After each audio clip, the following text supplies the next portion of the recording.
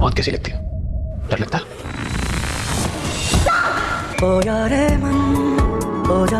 Hello friends, मेरा नाम है सिसोदिया। आप देख रहे हैं मेरा चैनल। अस्सलाम वालेकुम दोस्तों। और आज हम बात करेंगे ड्रामा सीरियल यार मन की 12वीं और 13वीं किस्त के बारे में। शुरुआत कुछ इस तरह से हो रही है कि अजान की शादी की तैयारियां हो रही है, लेकिन दुपट्टा लाना तो सब लोग भूल ही गए। बात यही थी कि दुपट्टे से बात निकल के जो है हमारी प्यारी सी सारा पे आ गई, तो अब्बा जान का हाथ दर्द करने लगा और धीरे धीरे बीपी शूट करने लगा। तो अब्बा जान की बेगम जान ने कहा कि आपसे मना किया था ना, इस तरह की गलत बातें यहाँ पर नहीं करते, क्यों आके इस तरह से मतलब कि सुट बुट लेती है।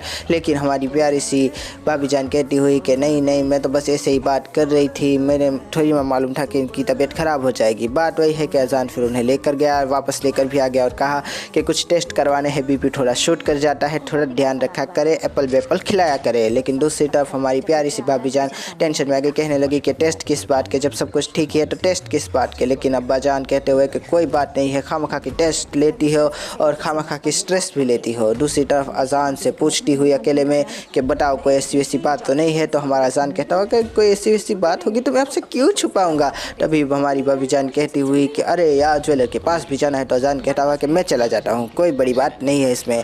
फिर अजान ज्वेलर के पास चला गया, फिर वापस भी आ गया और अपने आप को खिड़की के शीशे में देख कर सोचता हुआ कि अजान लानत है ऐसी ज़िंदगी पे, प्यार किसी और से, शादी किसी और से और किसी और का भरम किसी और पे रख रहे हो। ये कैसे मतलब कि ज़िंदगी पॉसिबल हो सकती है? जिसके लिए ज़िंदगी लेने की कोशिश की उसी ने ज़िंदगी लेने की भी कोशिश की। बंदूक की नली तुम्हारे सामने कर दी थी, तुम कैसे भूल सकते हो ऐसी लड़की को। और बात वही है कि फिर अम्मी जान भी आ गई। अम्मी जान कहती हुई कि आज़ान ये क्या बकवास कर रहे हो, ये क्या सोच रहे हो। तो आज़ान कहता हुआ सोच रहा हूँ कि कितने बदकिस्मत होते हैं कुछ लोग, ना प्यार मिलती है ना मोहब्बत मिलती है।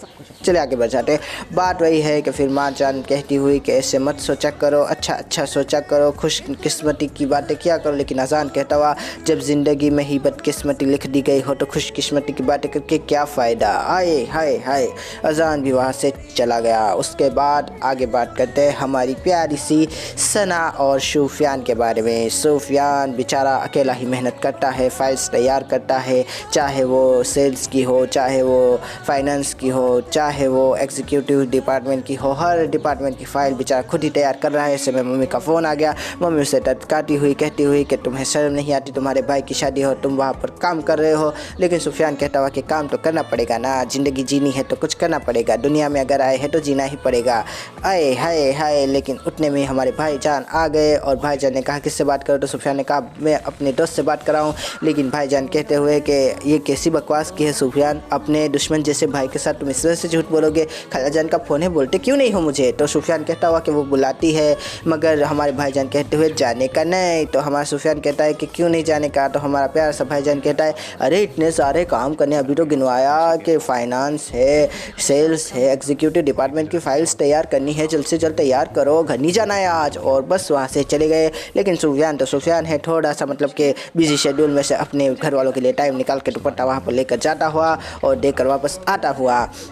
यहाँ पर यह चीज़ हुई कि हमारे भाईजान ने कहा कि सुफियान ऐसे कैसे चले गए, मुझसे पूछ गए। तो सुफियान कहता हुआ कि मैं तो बस लंच टाइम में थोड़ा सा टहलने गया था और टहलते टहलते वापस जाकर दुपट्टा देकर आ गया, मैं शादी में शिरकत नहीं करूँगा। लेकिन तभी हमारे प्यारे से भाईजान कहते हुए अरे शादी में शिरकत क्यों नहीं करोगे, फैमिली फंक्शन है, मैंने तुम्हें रोका थोड़ी, मैंने तुम्हें रोका। तो सुफियान कहता हुआ कि भाईजान आप ही ने तो कहा था। लेकिन हमारा प्यारा सा भाईजान कहता हुआ कि नहीं, तुम मुझ पर इल्ज़ाम लगा रहे हो, मैंने तुमसे कहा कि फैमिली शिरकत नहीं करने की, मैंने तुमसे यही कहा था कि काम ज़्यादा है, काम किया करो, फैमिली में तो शिरकत करनी चाहिए, काम करो, तुम भी जाओ, अपनी बीवी को भी लेकर जाओ, मज़ा करो दोनों साथ में जाकर। तो हमारा सूफियान बेचारा खुश हो गया और सूफियान अपनी प्यारी सी सना के पास जाता हुआ सना से कहता हुआ कि सना चलो कोई अच्छा सा जोड़ा इस्त्री करो और हमने जाना है शादी में, मज़ा करेंगे आज रात। लेकिन वही बात है कि सना कहती हुई कि तुमने परमिशन ले ली, मुझे परमिशन कौन दिलाएगा। तो हमारा प्यारा सा सूफियान कहता हुआ क्या मतलब इस बात का। तो कहता है हमारी सना कहती हुई कि आंटी ने कहा है कि आज रात डिनर है और मुझे और तुम्हारी अम्मी दोनों को वहाँ पर जाना है, और अगर नहीं जाएंगे तो बातें सुनेंगे हम लोग, फिर वही कहेगी कि कपड़े मेरे, खाना मेरा, घर मेरा और काम किसी और का।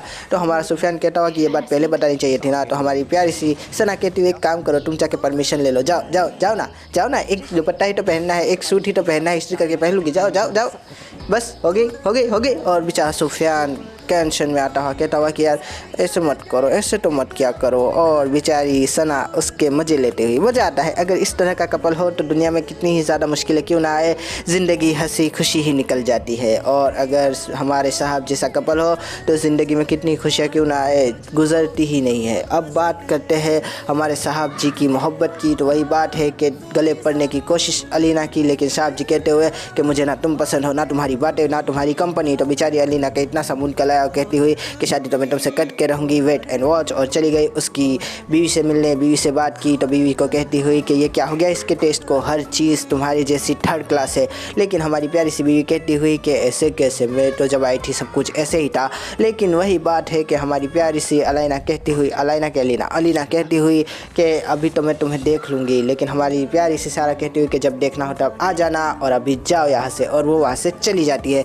लेकिन बात वही है कि फिर चाय की टेबल पे बैठी हुई अपनी प्यारी सी मतलब कि आंटी से बात करती हुई, लेकिन तभी हमारी सना बेचारी केटरिन लेकर आई। और वही बात है कि कहती हुई कि तुम्हें मैनर्स नहीं है, तुम्हें नहीं पता कि किस तरह से सर्व किया जाता है। लेकिन तभी उसका चेहरा देखकर अचंभे में आती हुई कहती हुई कि तुम दोनों तो बहन नहीं हो। तो वो कहती हुई कि हाँ ये मेरी बहन है और मैं उसकी नौकरानी। और वही बात है कि हमारी प्यारी सी अलीना सोचती हुई कि मैं तो बाहर ढूंढ रही थी बम, लेकिन यहाँ पर तो घर में ही बना बनाया मिल गया है, तो इसको ज़रूर फोड़ूंगी अपने हाथों से। और वहाँ से उठकर चली जाती है। आए हाय हाय, मज़ा आ गया देखने में, सीन्स काफ़ी मज़ेदार थे। इसके अलावा अब हम बात करते हैं मेन स्टोरी के बारे में। हमारा साहब और उनकी मेम साहब, प्यारा सा साहब हमारी मेम साहब को चिढ़ाता हुआ, टरकाता हुआ, कहता हुआ कि तुम्हें मुझ पर भरोसा नहीं है, तुम मुझे जो है खुश नहीं कर सकती कभी भी। लेकिन मेम साहब कहती हुई कि आपको तो मैं जीत कर रहूँगी। तो साहब कहता हुआ जीतना चाहते हो, जीतना चाहते हो, जीतना चाहते हो। तो हमें साहब कहती हुई कि हाँ जीतना चाहती हूँ। तो हमारे साहब कहते हुए जाओ जाओ जाके हसन को गोली मारो। और बिस मेम साहब यही सोचती हुई कि ये बंदा कोई इससे अपने दिल की बात भी नहीं कर सकता, ये तो सीरियस हो जाता है। कहती हूँ कि क्या करूँ, तुम्हारे दिल जीतने के लिए तो मारने मरने पे उतर आता है, किस तरह से इसका दिल जीतूँ। दूसरी तरफ साहब जी भी मज़े लेते हुए, ठेसे लेते हुए, अपनी बीवी को टरखाते तरसाते हुए कहते हुए कि मज़ा आ रहा है जिस तरह से तुम्हें तरसाया जा रहा हूँ, टरखाया जा रहा हूँ, मेरे दिल को सुकून मिल रहा है। जिस तरह से सोफिया ने मुझे तरफाया था उसी तरह से मैं आज तुम्हें तरपाऊँगा। आज तुम्हें बताऊँगा कि तुम्हारे अजान की जो है शादी तय हो चुकी है। और पहुँच गया मिठाई का बड़ा सा डब्बा लेकर हमारी प्यारी सी मेम साहब के पास और कहने लगा कि ये लो सारा मिठाई तो खाओ, और तुम्हें मालूम है मेरे हाथों में है जादू, जिस शतरंज की बाजी को जहाँ रखता हूँ वहीं पर जब्त हो जाती है। लेकिन हमारी प्यारी सी मेम साहब कहती हुई कि मुझसे बेहतर ये बात और कौन जान सकता है साहब। लेकिन साहब कहते हुए कि ठीक है चलो फिर ये लो मिठाई खाओ। और पूछोगे नहीं किस बात की मिठाई है, तो हमारी प्यारी सी मेम साहब कहती हुई किस बात की मिठाई है, तो कहता हुआ कि आज़ान की शादी हो रही है। तो हमारी प्यारी सी मेम साहब कहती हुई शुक्र अल्हम्दुलिल्लाह। तो आज़ान कहता हुआ ये क्या हुआ, ये क्या सुन लिया मैंने, ये क्या बोल दिया तुमने जो है अपने पैरों पर कुल्हाड़ी मार दी सारा, तुमने तो मतलब कि फिर से अजान की ज़िंदगी बर्बाद कर दी एक जुमले से, बस बात ख़त्म हो गई। हमारे सुफियान ने कहा मोहब्बत करती हो, मोहब्बत करती हो, मोहब्बत कर सुफियान सॉरी हमारे साला ने कहा मोहब्बत करती हो, मोहब्बत करती हो, मोहब्बत करती हो। तो हमारी प्यारी सी सारा कहती हुई हाँ करती हूँ, हाँ करती हूँ, हाँ करती हूँ।